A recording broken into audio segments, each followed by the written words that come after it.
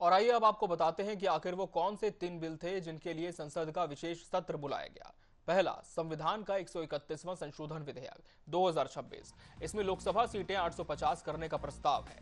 राज्यों से 815 और केंद्र शासित प्रदेश से 35 सीटें हो सकती हैं।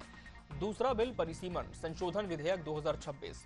परिसीमन के लिए जनसंख्या की परिभाषा में बदलाव किया जाएगा ताकि 2011 की जनगणना को आधार बनाया जाए। और तीसरा, केंद्र शासित प्रदेश कानून संशोधन विधेयक 2026। ये विधेयक पुडुचेरी, दिल्ली और जम्मू कश्मीर के कानूनों में संशोधन करता है ताकि परिसीमन और महिला आरक्षण बिल लागू हो सके।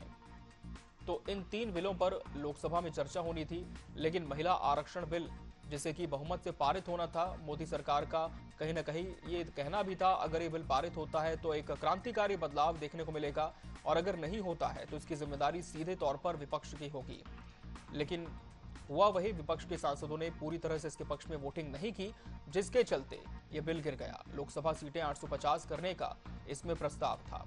वहीं राज्यों से 815 और केंद्र शासित प्रदेश से 35 सीटें इसमें हो सकती थी, क्योंकि इससे जुड़े 2 और बिल थे जो कि सरकार ने, जब ये पहला बिल गिरा सदन में, जब इसके पक्ष में वोटिंग पूरी तरह से नहीं हो पाई, 2/3 बहुमत नहीं मिला, इसके बाद बाकी 2 बिलों को सरकार ने पेश नहीं किया। इसके पीछे दलील यही दी गई कि अब इन्हें पेश करने का कोई आधार नहीं होता है, क्योंकि जो पहला बिल यदि पास होता उसके बाद ही ये 2 बिल में जो प्रावधान है वो निहित हो सकते थे।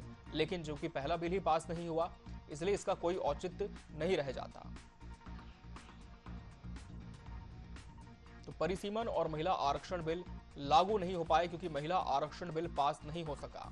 संविधान 131वां संशोधन विधेयक 2026, लोकसभा सीटें जिसमें 850 करने का प्रस्ताव है। वहीं इसके अलावा आपको बता दें कि राज्यों से 815 और केंद्र शासित प्रदेश से 35 सीटें भी हो सकती हैं, लेकिन यह बिल भी पास नहीं हो सका। परिसीमन संशोधन विधेयक 2026, जो कि डिलीटेशन के आधार पर महिला आरक्षण बिल में से पेश किया जाना था, यह भी पेश नहीं हो सका।